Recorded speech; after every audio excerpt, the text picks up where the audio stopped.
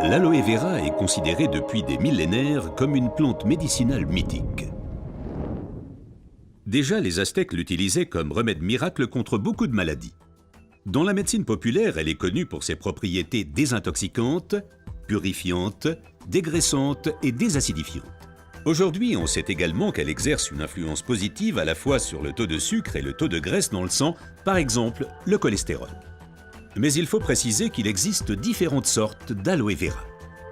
La véritable aloe vera, l'aloe barbadensis, est un lys du désert et est cultivée dans les régions sèches, notamment en Amérique centrale et en Amérique du Sud.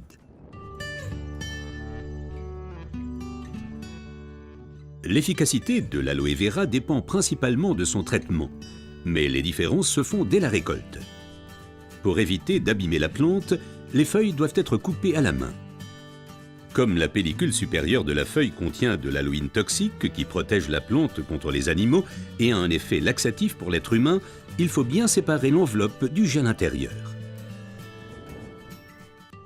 Le gel est du reste l'élément le plus précieux de l'aloe vera. Il contient à lui seul plus de 150 composants importants et bénéfiques pour la santé tels que vitamines, enzymes, polysaccharides et oligoéléments. Et c'est précisément cette combinaison unique, cette association de différentes substances qui entraîne l'effet médicinal. L'un des composants les plus importants est l'acémanal. Il a une influence positive sur le système immunitaire et diminue d'autre part les inflammations et les radicaux libres. Le résultat, une amélioration de l'apport en oxygène. Observons ce phénomène de plus près. Le sang assimile l'oxygène dans le poumon et le transporte à travers les vaisseaux sanguins vers les cellules. Les gros vaisseaux se divisent et deviennent de plus en plus petits pour devenir enfin des vaisseaux capillaires. Les capillaires sont les plus petits vaisseaux sanguins. C'est là qu'a lieu le transfert de l'oxygène du vaisseau sanguin vers les cellules.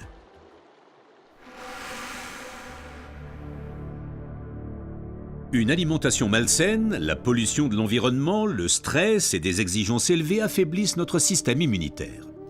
Les radicaux libres ont le jeu plus facile et ils peuvent entraîner des micro-inflammations dans l'organisme. Ces inflammations altèrent les vaisseaux et entraînent un épaississement des parois des capillaires. Ce gonflement rétrécit le vaisseau et les globules rouges circulent plus lentement à travers les capillaires, entraînant une baisse de l'alimentation en oxygène. Et c'est là que l'aloe vera intervient. Elle réduit le gonflement des parois des capillaires. Les globules rouges circulent plus rapidement et l'alimentation en oxygène est améliorée. Les toxines et les impuretés sont évacuées plus rapidement. De récentes études indiquent que d'autres substances naturelles peuvent encore améliorer l'effet de l'aloe vera. Parmi ces substances, il faut citer tout d'abord le silicium, mais aussi l'huile d'onagre et enfin les minéraux basiques. Observons tout d'abord le silicium d'un peu plus près. Le silicium est indispensable à l'organisme. C'est un élément structurant. Nous le connaissons surtout sous forme de sable de quartz que l'on trouve dans la pierre et le béton. Dans l'organisme, le silicium contribue à stabiliser les tissus, mais il renforce également les os, les ongles, les cheveux, les tissus conjonctifs et les parois des capillaires. Avec l'âge, les capillaires menacent de perdre leur fermeté. Ils peuvent littéralement se désagréger, ce qui entraîne une interruption du flux sanguin. Dans le pire des cas, ceci peut entraîner des incidents vasculaires cérébraux et l'infarctus. Le silicium renforce et soutient les parois des capillaires et maintient ainsi le vaisseau sanguin ouvert. Les globules peuvent ainsi continuer à alimenter les cellules en oxygène.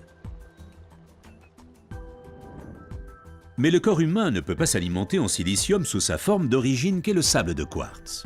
Toutefois, la nature offre des alternatives, et notamment une source végétale idéale, l'ortie. Car elle est riche en silicium naturel, mieux assimilable par l'être humain. Une oxygénation optimale ne dépend pas uniquement des capillaires, mais aussi et surtout de l'état du sang. Le sang ne peut bien circuler dans les vaisseaux capillaires que s'il est suffisamment fluide. Certaines substances peuvent améliorer la fluidité du sang, l'huile d'onagre avec ses acides gras insaturés et naturellement les minéraux basiques. Les acides gras insaturés sont des fluidifiants du sang. Ils empêchent les globules de s'agglutiner et donc un épaississement du sang. Les minéraux basiques soutiennent l'élasticité des globules rouges et facilitent ainsi leur passage à travers les capillaires.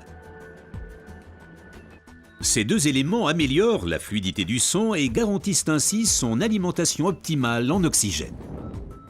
Permettez-moi de récapituler. Une oxygénation satisfaisante de nos cellules est une condition importante de notre santé et permet également de prévenir les maladies graves. L'aloe vera et son effet décongestionnant améliorent l'oxygénation. Le silicium renforce les parois des capillaires et garde le vaisseau sanguin ouvert. Cet effet est renforcé par l'huile d'onagre et aussi par les minéraux basiques.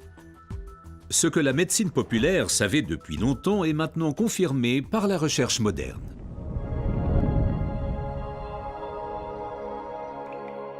L'aloe vera améliore l'apport en oxygène et donc votre santé.